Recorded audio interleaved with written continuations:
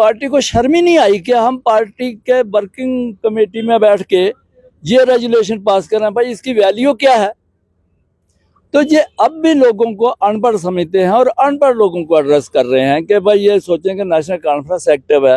भाई हमें national conference active नहीं चाहिए, हमें सरकार एक्टिव चाहिए, मुख्यमंत्री एक्टिव चाहिए। जो ये वो नेशनल कॉन्फ्रेंस है जिस दिन डेली वेजर्स को परमानेंट करना था, लेकिन उस कैबिनेट में इन्होंने 58 साल से 60 साल की प्योर एंटी यूथ।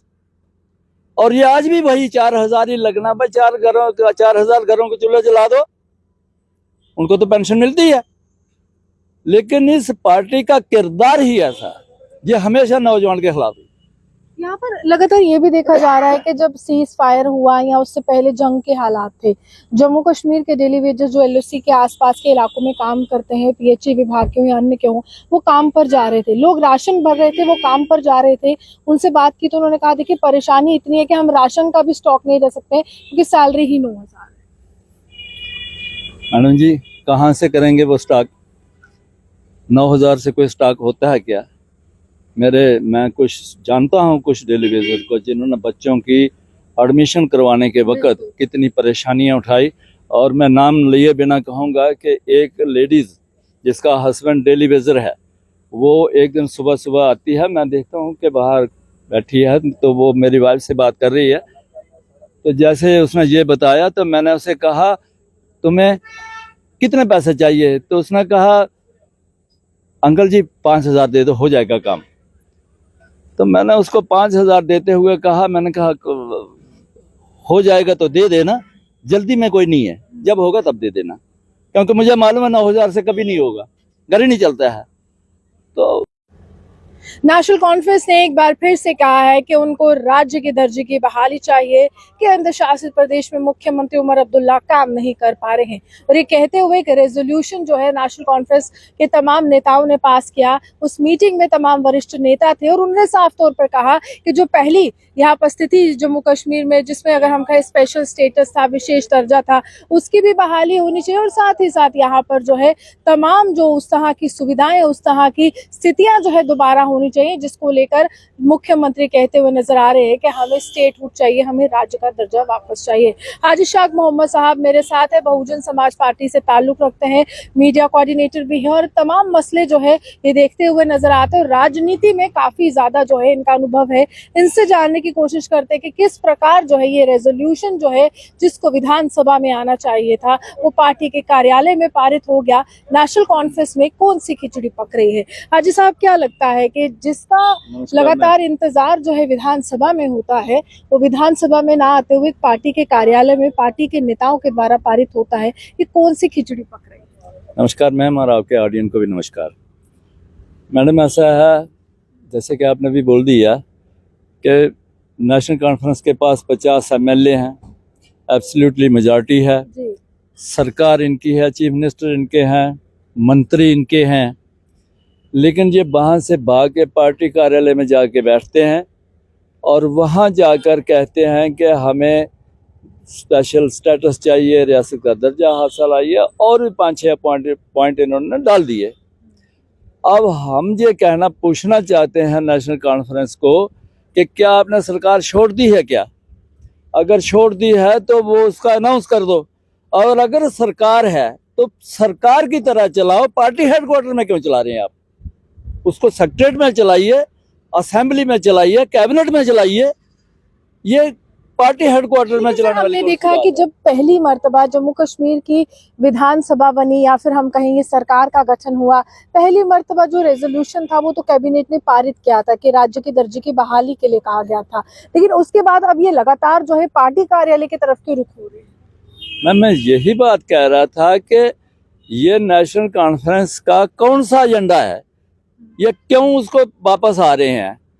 तो नेशनल कॉन्फ्रेंस का इतिहास रहा है मैडम जी कि इन्होंने पब्लिक को हमेशा धोखा दिया है। वोट लिए हैं, पावर में आ जाते हैं और उसके बाद झूठ बोलते रहते हैं।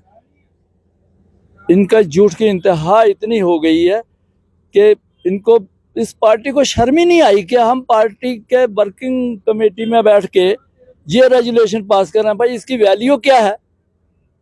तो ये अब भी लोगों को अनपढ़ समझते हैं और अनपढ़ लोगों को एड्रेस कर रहे हैं कि भाई ये सोचें कि नेशनल कॉन्फ्रेंस एक्टिव है। भाई हमें नेशनल कॉन्फ्रेंस एक्टिव नहीं चाहिए, हमें सरकार एक्टिव चाहिए, मुख्यमंत्री एक्टिव चाहिए। जो सरकार बन चुकी है वहां जाके एक्टिव हो। तो अब उसके साथ जो कश्मीर की पार्टियां हैं उनका भी यही हाल है। हालांकि पब्लिक कश्मीर की को मैं सल्यूट करता हूं कि 22 अप्रैल के बाद पब्लिक जो बाहर नेशन के फेवर में आ गई, धरने प्रदर्शन हुए, लोगों ने अपने इंटरेस्ट की बात की, तिरंगा यात्राएं निकाली गई, महबूबा मुफ्ती यू टर्न हुआ, मीरवाइज उमर फारूक जामे मस्जिद में 2 मिनट का शहीदों जो वहां पर जान गंवाई थी उनके लिए श्रद्धांजलि प्रेयर करते हैं। ये बहुत अच्छी बात है।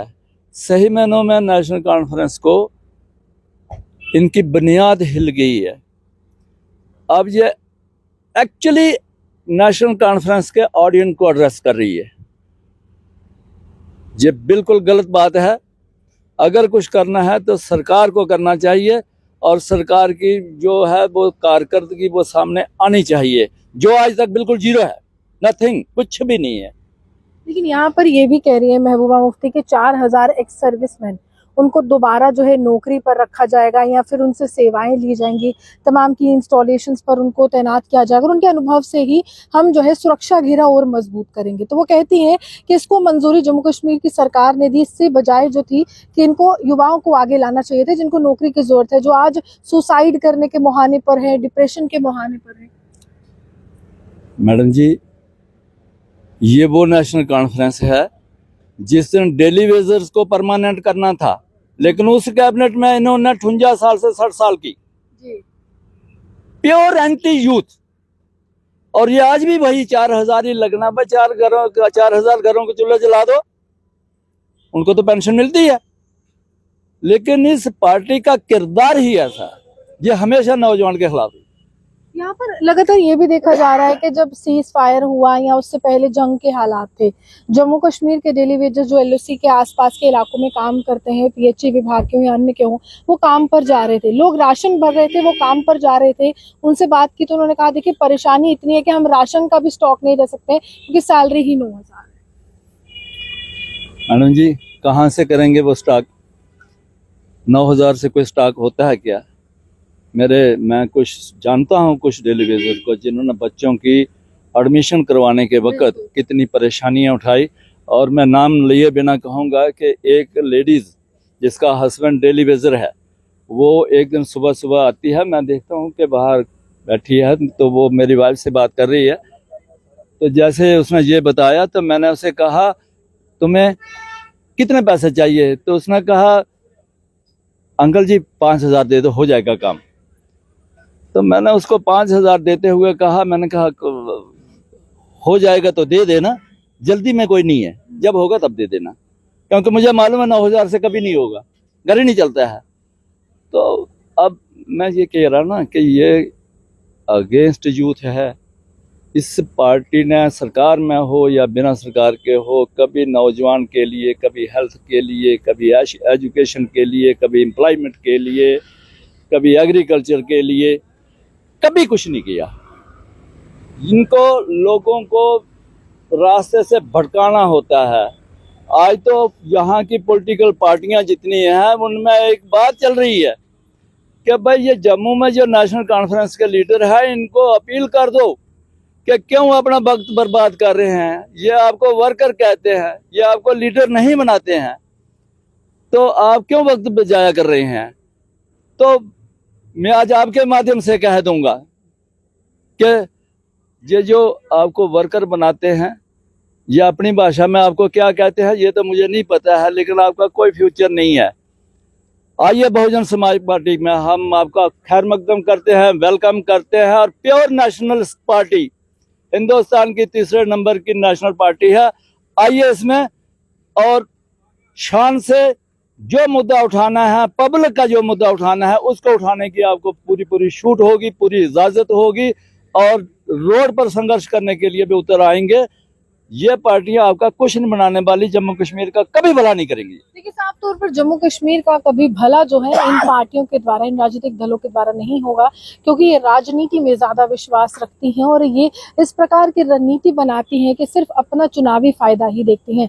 हालांकि अभी की स्थिति ये है, हालात ये है कि हर कोई परेशान है। जिस प्रकार पहलगाम की घटना हुई उसके बाद कारोबार भी ठप पड़ चुका है, लोग जो है बेबस है, लाचार है, और उसके बाद जब जंग के हालात होते हैं तो लोगों की लाचारी जो है और ज्यादा बढ़ जाती है। लेकिन फिलहाल जम्मू कश्मीर की सरकार इसको लेकर आगे जाकर क्या कदम उठाएगी ये देखना दिलचस्प होगा। लेकिन विकल्प के रूप में जो है आपको हाजी साहब मिल चुके हैं और विकल्प के रूप में जो है आपको बहुजन समाज पार्टी मिल चुकी है, जो महज दलितों की नहीं बल्कि हर वर्ग की आवाज उठाते हुए हर मंच पर आपकी आवाज बुलंद करेगी और आपकी हर समस्याओं का हल जो है आपको यहीं से मिलेगा।